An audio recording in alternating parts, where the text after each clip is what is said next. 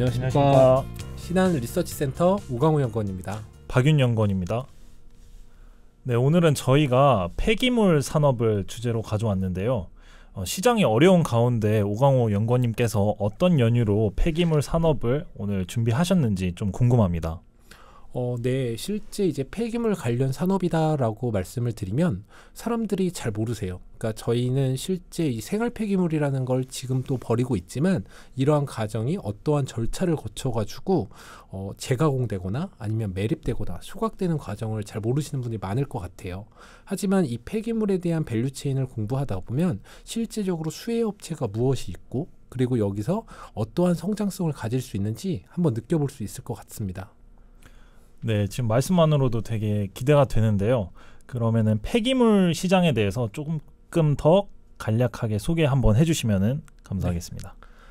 저희가 일단 폐기물이라고 하면은 실제적으로 폐기물 발생량이 지속적으로 증가하고 있다라는 것은 모두가 동의하실 것 같습니다.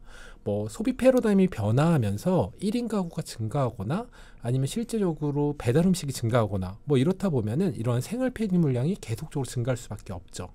그런데 저희가 이 보여주는 차트를 보시면 이게 실제 생활 폐기물 양보다는 건설이라든지 사업장에서 나오는 폐기물이 압도적으로 더 높다라는 것을 확인하실 수 있을 겁니다.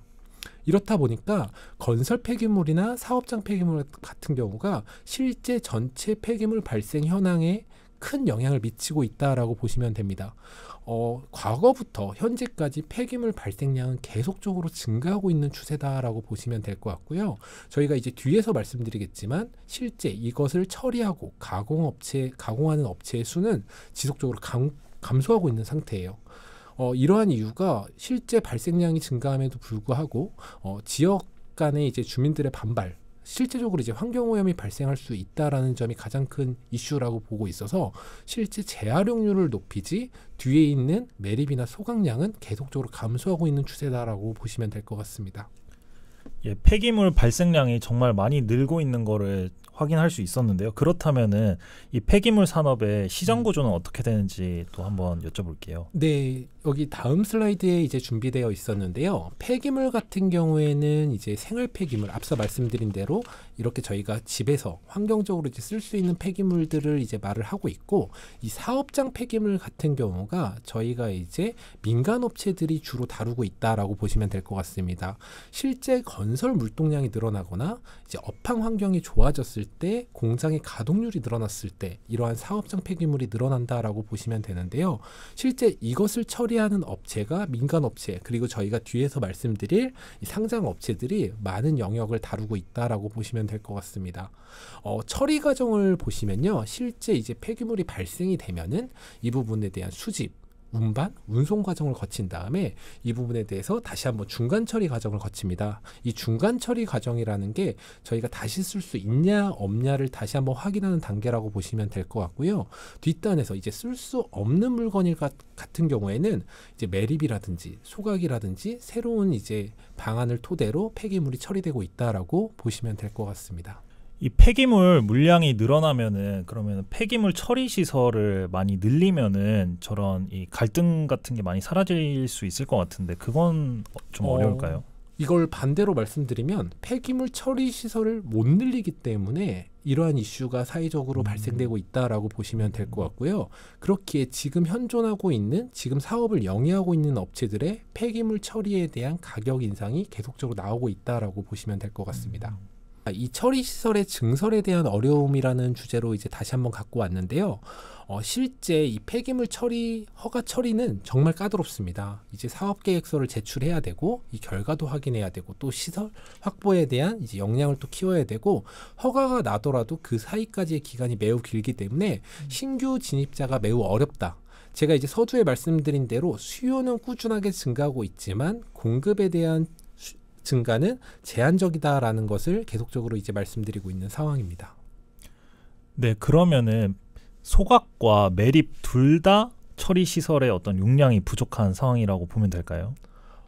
그렇죠. 실제적으로 신규 허가가 이제 나오기 어렵다 보니까 이러한 소각이라든지 매립, 신규 캐파가 정말 증설되기 어려운 시장 환경이 계속적으로 조성되어 있다라고 보시면 될 것 같습니다.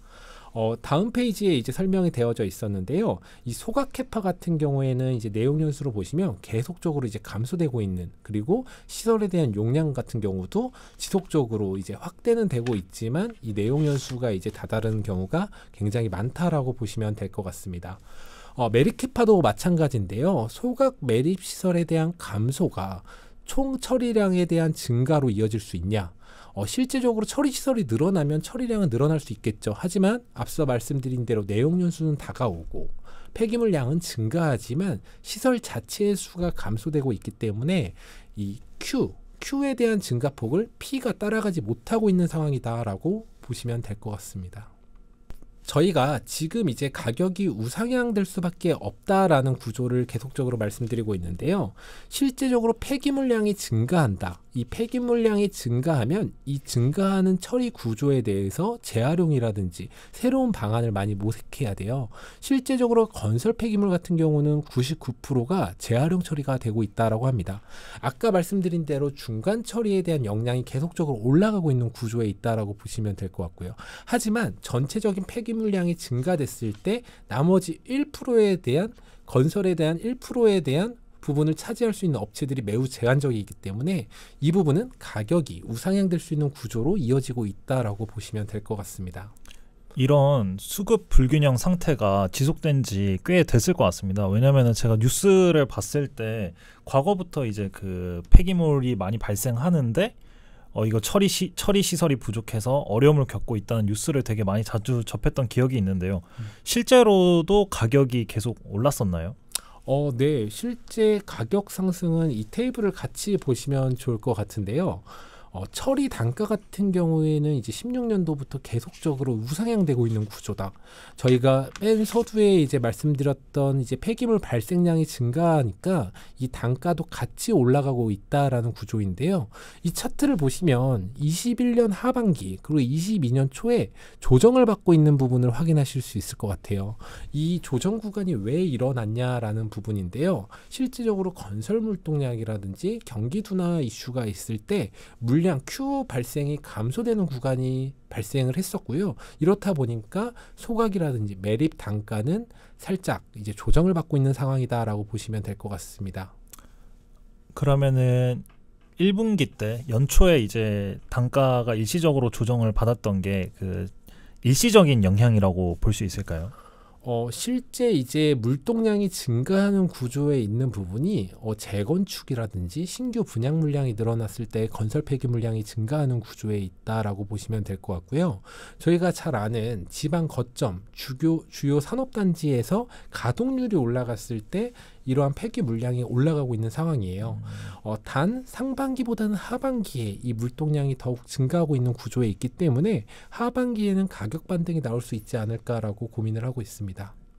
이 가동률 하니까 이제 떠오른 건데 저희 뭐 울산 지역이나 최근에 이제 조선 같은 경우에 그 발주량이 되게 늘어났는데 그런 것도 어떤 수혜 영향이라고 볼 수 있을까요? 네, 맞습니다. 실제 이 가동률이라고 하는 거는 앞서 말씀드린 대로 주요 업황에 대한 개선이 나올 때 올라간다라고 보시면 될 것 같은데요. 이 물량이 증가할 때 P 가격이 올라갈 수 있는 구조에 놓여져 있기 때문에 PQ가 동반 증가할 수 있는 상황에 놓여져 있다라고 저희는 확인을 하고 있습니다. 저희가 이러한 이제 폐기물 처리 과정에서 매립이라든지 소각이란 부분에 대해서 제한적인 공급이 가격 인상 효과를 야기시켰다라고 보면은 실제 이 폐기물 업체들 같은 경우에는 신규 사업 포트폴리오를 확장하고 있어요. 그 말이 무엇이냐면 실제 소각에서 나오는 스팀열을 다시 산업단지에 재판매하고 있다라고 보시면 될 것 같은데요. 실제 이 발생열을 안 팔고 저희가 기존대로 하면은 이게 어떠한 용도에 대한 가치를 다시 산정하기가 어려웠을 것 같아요. 하지만 신재생이라든지 최근 이제 에너지에 대한 요구 조건이 계속적으로 올라가고 있는 상황이다 보니까 이 스팀 가격 같은 경우 P와 Q가 동반 증가하고 있는 상황이다라고 보시면 될 것 같습니다. 저희가 이러한 부분에 대해서 다시 한번 말씀드리고 싶은 내용은요. 재활용 확대는 계속적으로 필수적으로 나와야 된다라고 말씀을 드리고 싶어요. 실제 건설 폐기물, 사업장 폐기물, 생활 폐기물 모두 건설에 대한 이제 재활용 부분에 대한 율이 굉장히 높은 상황이라고 보시면 될 것 같습니다. 하지만 이보다 더 높은 구조를 요구해야지만 실제적으로 저희는 환경적인 영향을 조금 더 덜할 수 있다라고 볼 수 있고요. 실제 이 재활용률이 증가했을 때 상장 업체들 같은 경우에는 중간 처리 영역에 대한 부분이 비중이 확대될 수밖에 없는 구조에 있습니다. 이렇게 되면은 실제 남아있는 매립이나 소각 시설에 대한 잔존 캐파, 이 캐파 부분은 가격에 대한 인상 효과를 발생하되 중간 처리에 대한 재활용 비중이 올라갈 때 또 다른 하나의 수익원이 될 수 있다라는 플랫폼으로 이제 말씀을 드리고 싶습니다. 순환골재 부분인데요. 저희가 이러한 재활용 처리를 통해 가지고 다시 한번 사용할 수 있는 물질을 만들고 있다라는 게 이 순환골재라는 플랫폼이라고 보시면 될 것 같아요. 재활용, 소각, 매립, 그리고 나머지 이제 기타 부분으로 구워져 있는데요. 순환골재 처리 공정을 보시면 저희가 다시 한번 수집 운반한 거에 대해서 재가공 처리를 하고 이 분리 선별된 작업물 중에서 다시 한번 건설이면 건설 물동량으로 나눠줄 수도 있고 아니면 신규 사업으로도 다시 한번 진입이 될 수 있다. 이렇다 보니까 순환골재에 대한 판매 비중이 올라갈 때 재활용 비중이 같이 올라가는 일단 환경적인 요소에 대한 매우 긍정적인 상황이다라고 보시면 될 것 같습니다. 이러한 처리 영역이 높아지는 업체들이 하반기 그리고 내년 그리고 이제 중장기적으로 봤을 때도 꾸준한 성장 모멘텀이 있지 않을까라고 생각이 되어집니다. 네, 그 정책적인 부분에서도 재활용률을 높이도록 권고를 하고 있고 순환골재 역시 되게 좋은 환경인 것 같은데 그렇다면은 오강호 연구원님께서 탑픽으로 보시는 기업이 있으실까요? 네, 저희가 이번 자료에서 인선 ENT, 코엔텍, Y엔텍이라는 자료를 작성하게 되었어요. 그 중에서 이제 인선 ENT라는 업체에 대해서 말씀을 드리고 싶었는데요. 인선 ENT 같은 경우에는 앞서 말씀드렸던 중간 처리 영역, 그리고 매립이나 소각 영역을 다 하고 있는 업체다라고 보시면 될 것 같습니다.